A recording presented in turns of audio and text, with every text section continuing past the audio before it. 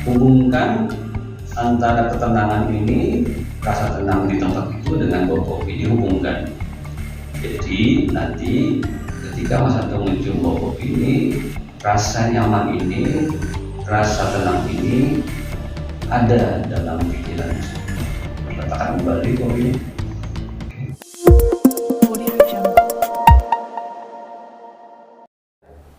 Halo Sobat RG, jumpa kembali dengan Tutus Setiawan dalam segmen Buka Mata. Pada kesempatan segmen Buka Mata ini, saya bersama seorang tokoh psikologi terapi. Beliau seorang tunanetra dan keahlian beliau adalah seorang psikoterapi dengan menggunakan media kopi. Selamat siang Pak Irwan Dwi Kustanto. Selamat siang Mas Tutus. Ya, Pak Irwan ini adalah seorang alumni dari Sarjana Filsafat, betul Pak Irwan ya? Ya betul, di UIN Jakarta. UIN Jakarta. Ya, yang luar biasa beliau ini adalah seorang tunanetra. Yang kita tahu selama ini jika ada psikoterapi itu yang kita kenal adalah mereka yang non disabilitas. Tapi kali ini ada seorang tunanetra yang mampu melakukan psikoterapi dengan menggunakan media kopi. Tapi sebelum kita membahas tentang itu, kita coba kuak sepintas latar belakang dari Pak Irwan Dwi Kustanto ini. Pak Irwan, basic dari Pak Irwan sendiri seperti apa? Basic kalau pendidikan saya terakhir memang S1 di UIN Jakarta, jurusan filsafat. Lalu saya beraktivitas di sebuah yayasan di Jakarta, sebut saja Mitra Netra. Dan pada saat itulah tahun kira-kira 2007 ya, saya melihat adanya banyak teman-teman yang mengalami kebutaan ketika dia dewasa ya. Dan itu akan membuat mereka shock, lalu stres, dan sulit sekali mengembalikan mental mereka. Dan saya pikir harus ada cara atau metode terapi yang tepat untuk bisa secepat mungkin mengangkat mental mereka sehingga mereka mudah direhabilitasi ya, untuk bisa secepat mungkin mereka beraktivitas kembali seperti semula. Dan akhirnya saya menemukan satu metodologi yaitu hipnoterapi.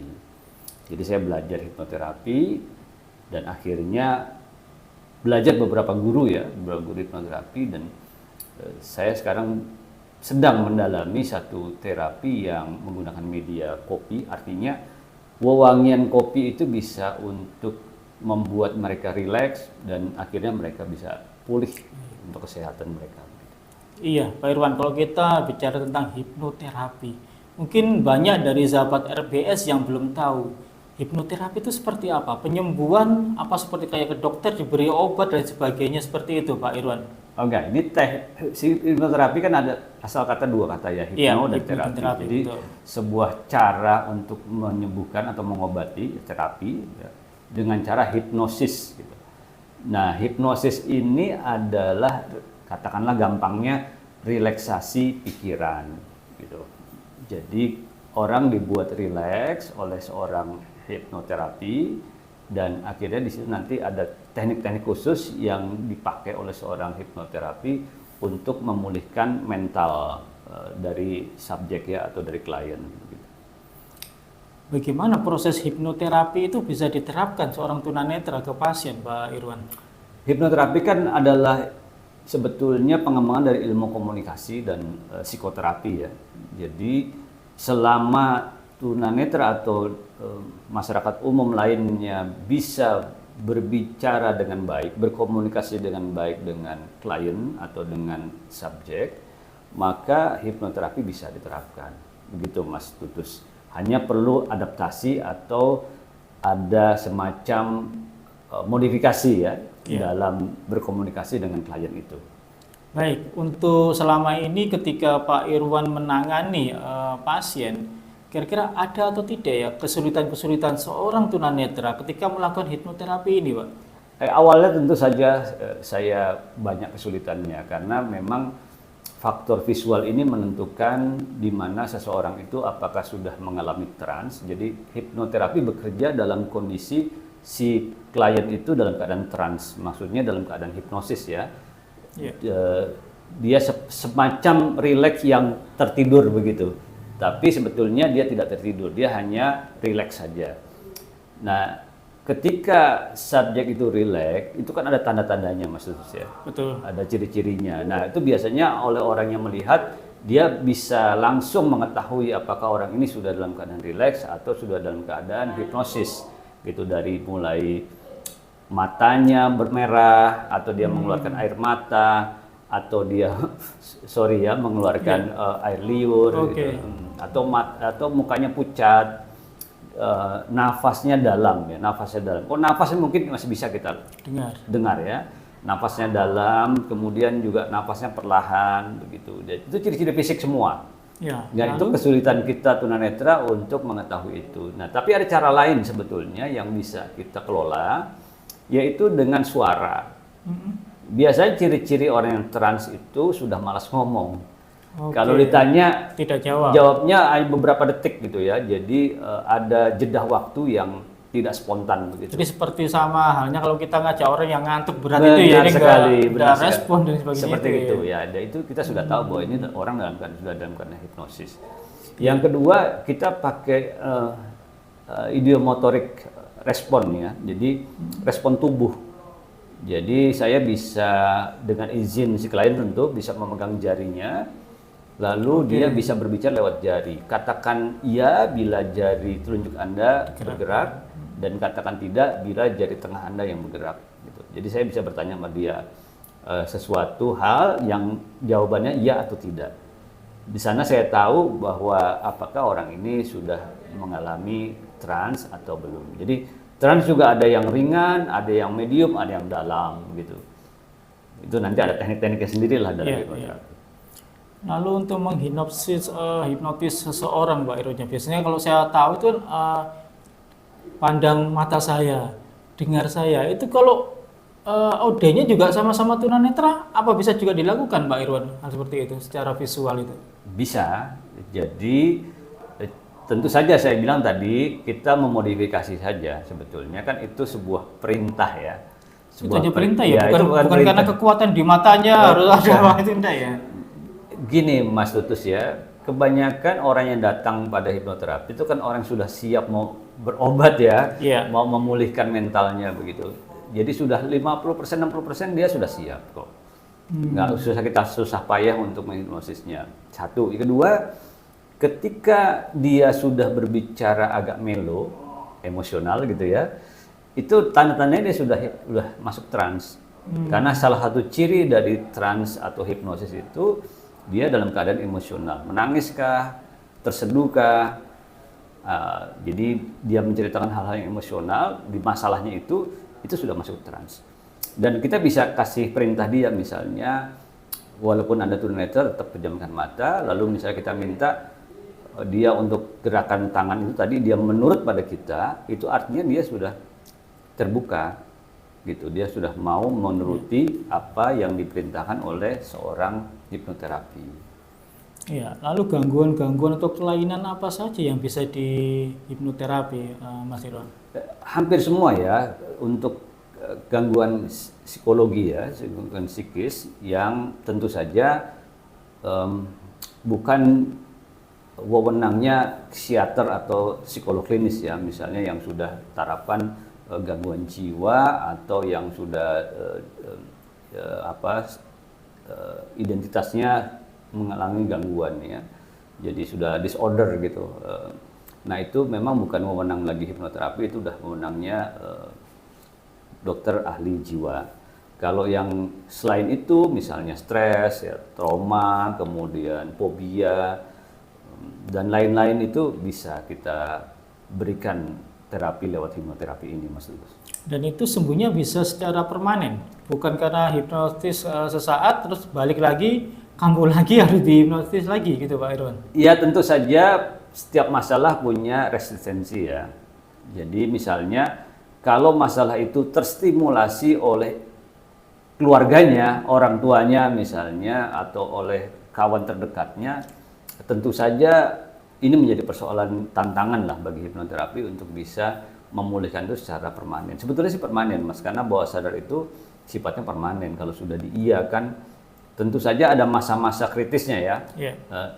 kalau misalnya kita katakanlah Mas Tutus ingin lepas dari rokok, lalu datang pada saya di hipnoterapi dan sembuh misalnya gitu, sudah tidak ingin lagi merokok, tetapi 2 minggu 3 minggu kemudian Mas Tutus masih bergaul nih sama teman-teman yang perokok begitu, masih mencium baunya, masih ketawa-ketawa di kafe misalnya, akhirnya lama-lama ya kembali lagi bisa jadi karena stimulasi otaknya akan bekerja lagi gitu.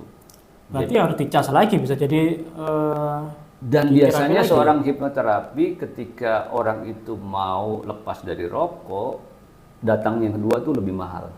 Oh gitu? Iya, karena beda penanganan? Bukan beda penanganan, supaya orang ini hati-hati. Oke, ya. Jadi biar dia, wah ternyata mahal datang ke hipnoterapi. Biasanya begitu, biasanya. Bisa ada efek jerahnya berarti ya. Misal kalau Anda nggak menjaga, kita sudah berusaha di tingkatan olah pikir, tinggal di praksisnya kan, di lapangannya gitu. Itu nggak bisa lagi hipnoterapi, dia yang mengatur sendiri gitu. Betul.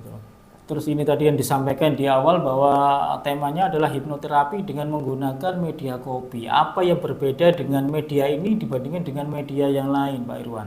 Sebenarnya hipnoterapi biasa dilakukan dengan verbal saja ya, dengan cara bersuara begitu, dengan cara komunikasi. Nah, kebetulan saya sedang membangun satu kedai kopi, namanya Egalita Kopi di Yogyakarta, sudah 1 bulan ini. Saya merasa bahwa kopi ini bisa dijadikan sebuah media untuk relaksasi, terutama di bau-bauannya ya, wewangian dari kopi itu. Dan saya padukan lagi dengan teknik-teknik yang saya pelajari dari Pak Arisandi Setiono, yang saya diajarkan instant change teknik, nama tekniknya. Itu kopi atau wangian kopi itu bisa saya jadikan anchor untuk membuat semacam pikiran itu rileks, satu. Kedua, pikiran dapat menyembuhkan dirinya sendiri dengan mencium bau kopi itu.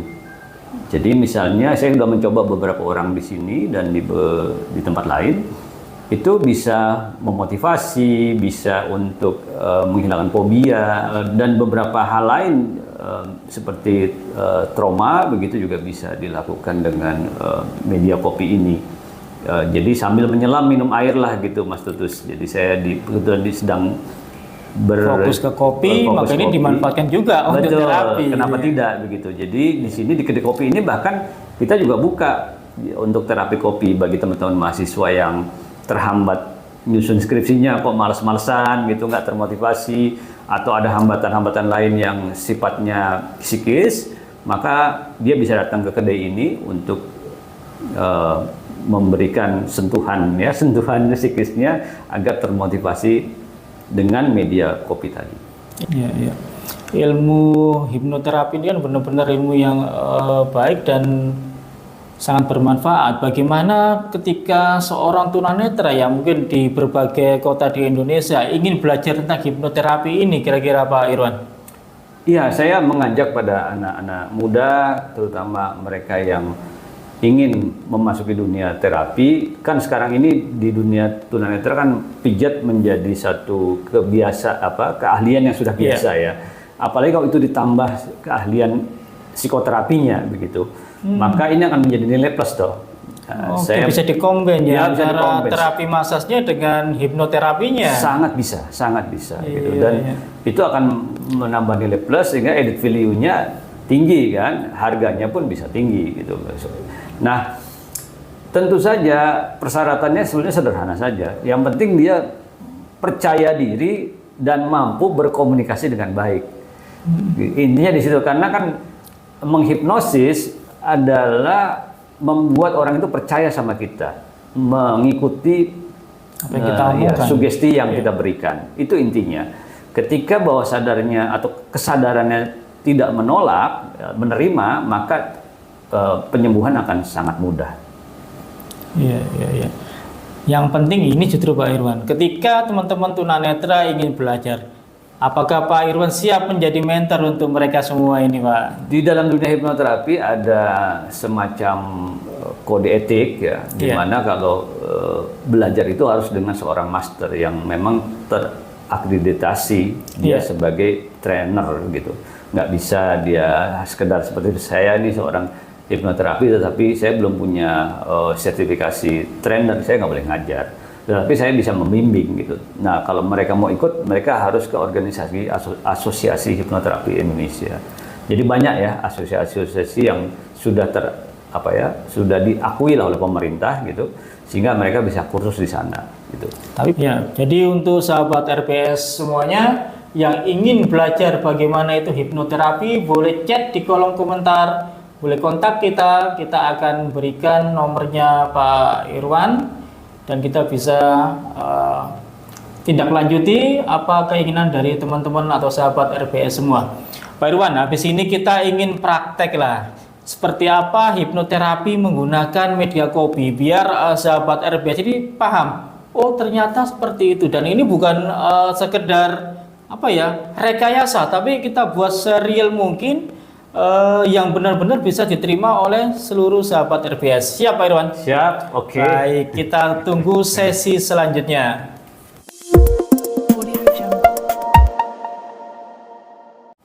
Sahabat RPS, sekarang saatnya Pak Irwan akan mempraktekkan hipnoterapi menggunakan media kopi. Yang akan menjadi pasien yaitu Mas Atung Yunarto. Oke, Mas Atung. Ya. Terima kasih. Apakah Mas Atung bersedia saya terapi untuk fobianya? Ya, bersedia. Baik. Ya. Ini sudah berapa lama terjadi fobia seperti ini? Udah lama, sudah sekitar 5 tahun mungkin ya. 5 tahunnya? Iya. Oh, cukup lama ya.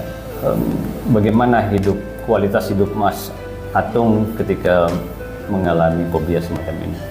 Ya harus hati-hati jadinya, harus menghindari hal-hal yang membuat saya tadi kalau ruang tertutup jadi agak panik kan, jadi agak kadang-kadang napas jadi sesak gitu.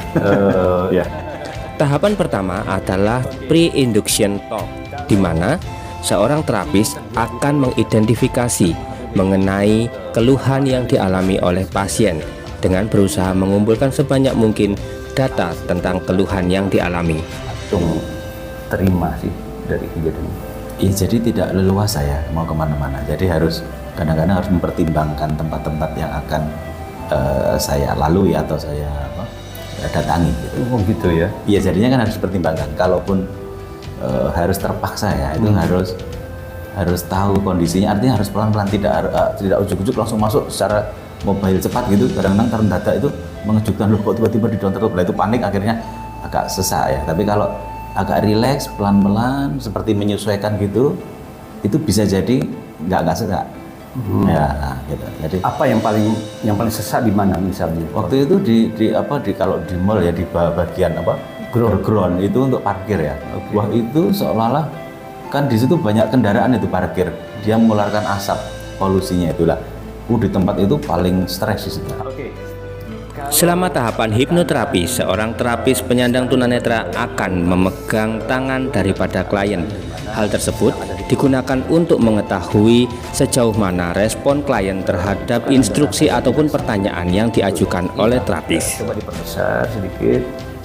0 sampai 10 ketidaknyamanannya di angka berapa? Coba masuk lagi ke dalam pikirannya, mencoba lagi di ground yang sempit, yang banyak mobil-mobil. Rasa tidak nyamannya di angka berapa sekarang?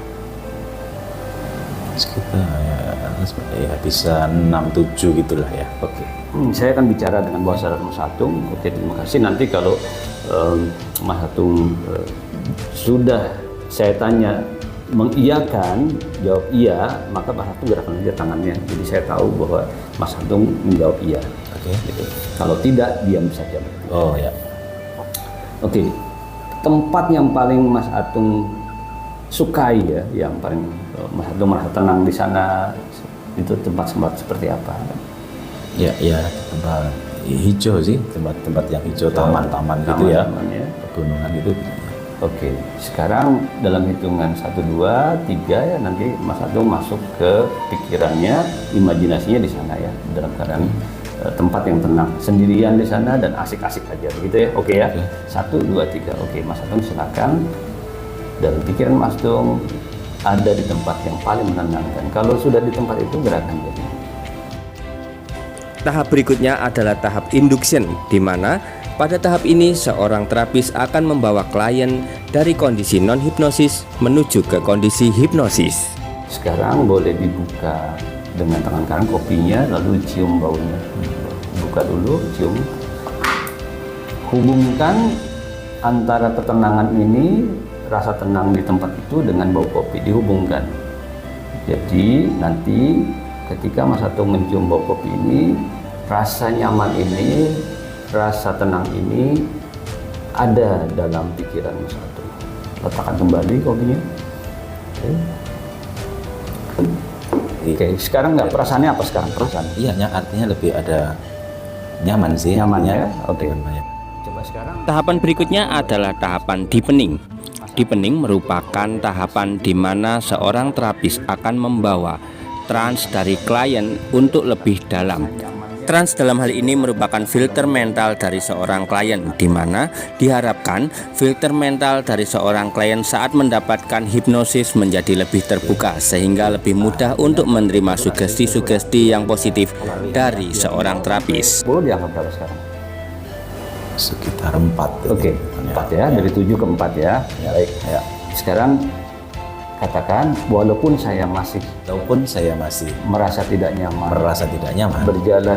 berjalan di tempat ground. Setelah trans klien terbuka, tahapan berikutnya adalah sugesti, di mana pada tahapan ini terapis memberikan sugesti-sugesti positif untuk mengobati keluhan dari klien. Setelah dirasakan bahwa sugesti tersebut telah masuk ke alam bawah sadar, maka tahapan terakhir adalah tahapan termination, di mana pada tahapan ini seorang terapis akan membawa klien untuk menuju ke kondisi non-hipnosis.